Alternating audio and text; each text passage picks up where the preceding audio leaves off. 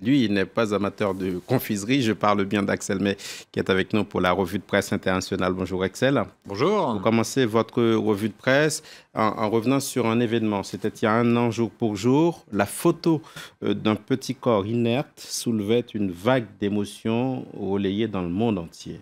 Oui, le corps, c'était celui du petit Aylan, un enfant syrien de 3 ans gisant sur une plage de Turquie. Photo qui a fait le tour du monde. Plusieurs clichés existent, comme celui que vous allez voir dans un instant à l'écran, repris ce matin par le Guardian.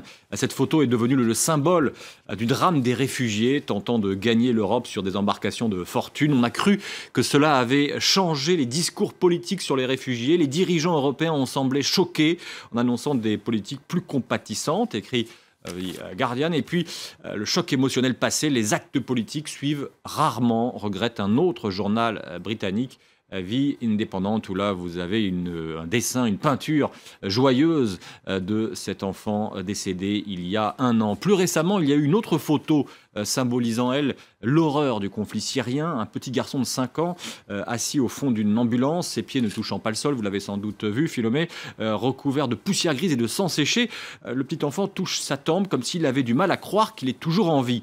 Interviewé sur le site internet de l'AFP, le photographe syrien à l'origine de ce cliché explique qu'il a photographié de très nombreux autres enfants, comme cette petite fille-là, on a flouté volontairement le visage, d'enfants en sang ou enveloppés dans les bandages. J'ai photographié, explique-t-il, un nombre infini de petits corps drapés dans des linceuls qui avaient l'air endormis.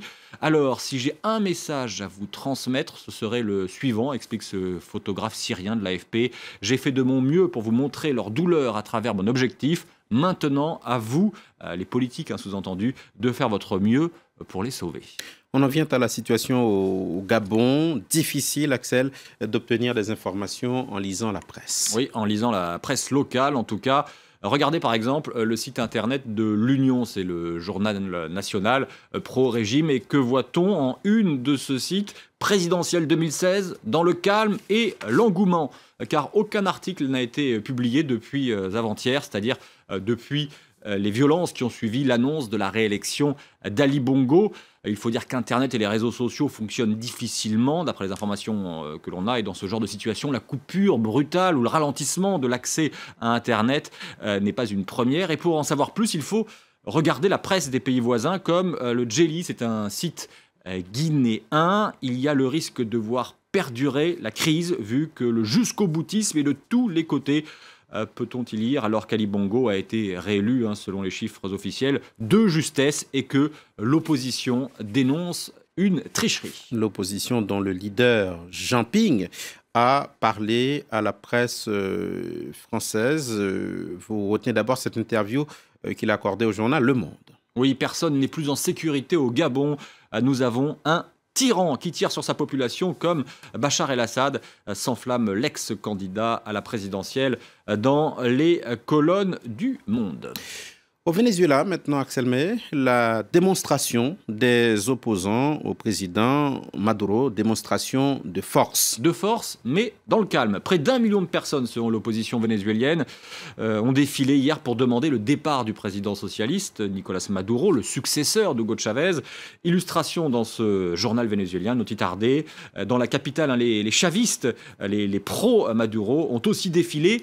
Pas d'incident majeur à déplorer, avec d'un côté cette manifestation des Antilles et de l'autre la contre-manifestation. Le gouvernement Maduro est le pire de l'histoire du Venezuela, expliquent les opposants aux envoyés spéciaux du journal El País à Caracas, tandis que El Mundo, autre grand journal hispanophone, dénonce la pauvreté grandissante. Plus de 9% des ménages du pays sont dans une extrême pauvreté et près d'un quart peut être considéré comme pauvre.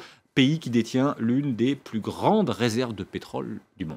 Un mot d'histoire, Axel, dans votre revue de presse internationale, les excuses de l'université américaine de Georgetown. La prestigieuse université américaine utilisait des esclaves autrefois, notamment pour exploiter des plantations dans le Maryland, et s'est même permis de revendre, c'était en 1838, 272 esclaves pour éponger des dettes qu'avait cette université de Georgetown, c'est-à-dire dans The Daily Best, et il y a une mesure qui a été prise pour essayer de gommer cette page sombre de son histoire, l'université de Georgetown va permettre aux descendants des 272 esclaves d'être admis plus facilement, je ne sais pas exactement ce que ça veut dire plus facilement, mais plus facilement dans cette prestigieuse université américaine qu'est Georgetown. Merci Axel May, c'était la revue de presse internationale. Restez sur France 24.